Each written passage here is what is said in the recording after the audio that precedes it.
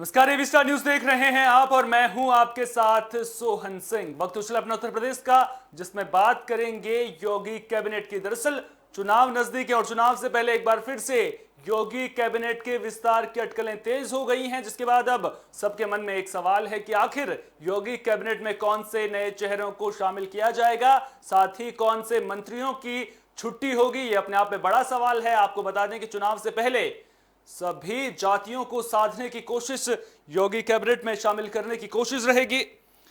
कई मंत्रियों की छुट्टी होने की भी संभावना है। इसके अलावा कईयों के विभाग बदले जाने की भी खबर है। हर जाति को साधने की कोशिश होगी। अलग अलग जातियों के मंत्री बनाने जाने की कोशिश यहां पर योगी कैबिनेट में की जाएगी। इसके अलावा जो जानकारी निकलकर सामने आ रही है वो ये है कि 1 दर्जन नए मंत्रियों को बनाया जा सकता है, यानी कि 1 दर्जन नए चेहरे देखने को मिल सकते हैं। वहीं आधे दर्जन मंत्रियों की छुट्टी भी हो सकती है। बाकायदा आरएसएस ने इसको लेकर के सख्त निर्देश भी दे दिए हैं।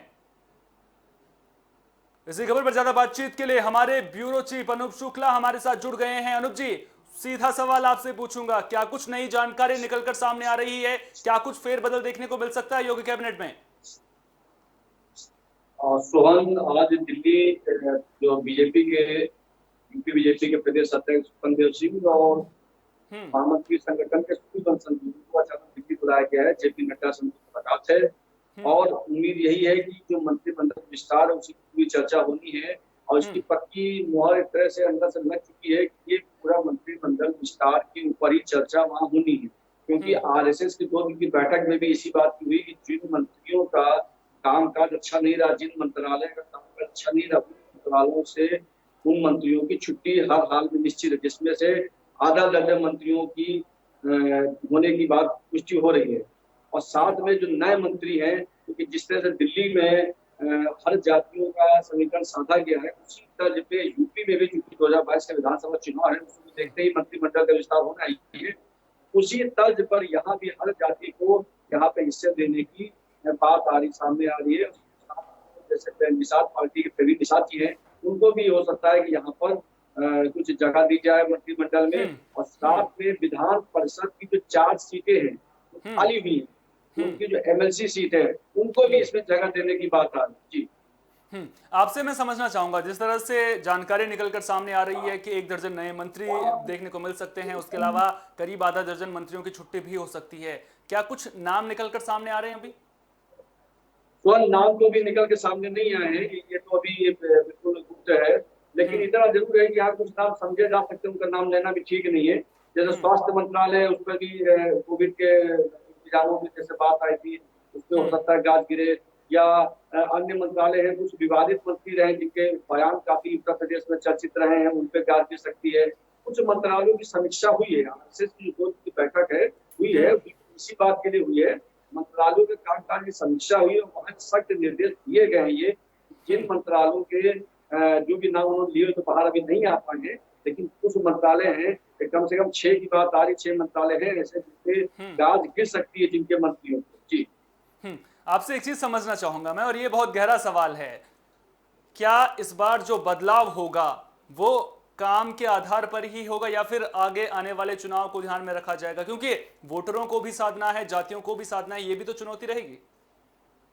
देखिए कामकाज के आधार पर तो खैर मंत्रियों की नियुक्ति इस समय तो देखने को शायद ही मिले, क्योंकि इस समय चुनाव आ रहा है और बिल्कुल। चुनाव में जातीय समीकरण, यूपी का चुनाव है, जातीय समीकरण बहुत बड़ी बात होती है, बड़ी बात साबित होगी। जिस हम्म। प्रकार से केंद्र में देख लिए हर जाति के मंत्री को, नेता को वहां पे जगह दी गई है अपने कैबिनेट में, ठीक इसी हम्म। प्रकार से इसी तरह से यूपी में भी हर जाति को साधने की कोशिश की जाएगी। हम्म। क्योंकि चुनाव है 2022 के चुनाव, सभी राजनीतिक पार्टी अपने अपने किले मजबूत कर रही है। इनके बिल्कुल। पास भी यही मौका है कि हर जाति का प्रतिनिधित्व यहाँ पे रखा जाए, अपने हम्म। कैबिनेट में शामिल किया जाए, तो ये जाति समीकरण ज्यादा रहेगा बसंते कामकाज को देखते हैं। जी, हम्म। अभी हाल ही में यूपी की जो सियासत है उसमें एक बहुत बड़ा बदलाव भी देखने को मिला था। हमने देखा था कि किस तरह से जो जितिन प्रसाद हैं वो बीजेपी में शामिल हुए थे। उसके बाद कयास लगातार लगाए जा रहे थे कि यूपी मंत्रिमंडल में उन्हें बड़ी जगह मिल सकती है। तो क्या उम्मीद करें कि अब वो वक्त आ गया है जब जितिन प्रसाद के नाम का भी ऐलान होगा? बिल्कुल बिल्कुल, इसीलिए मैं कह रहा हूँ 4 विधान परिषद की सीटें जो खाली हुई हैं, उन चारों में से एक जीतन प्रसाद के नाम पे होनी है। ये सूत्र बता रहे हैं। और चूंकि ब्राह्मण चेहरा यहाँ पे जैसे सभी बताते हैं, अपनी तरफ से बिल्कुल। आती है, और बीजेपी के पास भी ये अंदर की अपनी खबरें हैं कि ब्राह्मण इससे नाराज था, तो ब्राह्मण वर्ग को ज्यादा प्रतिनिधित्व देने ही देना, जिसकी वजह जीतन प्रसाद को ये ब्राह्मण चेहरा पता कर लाए थे अपने बीजेपी बिल्कुल। में।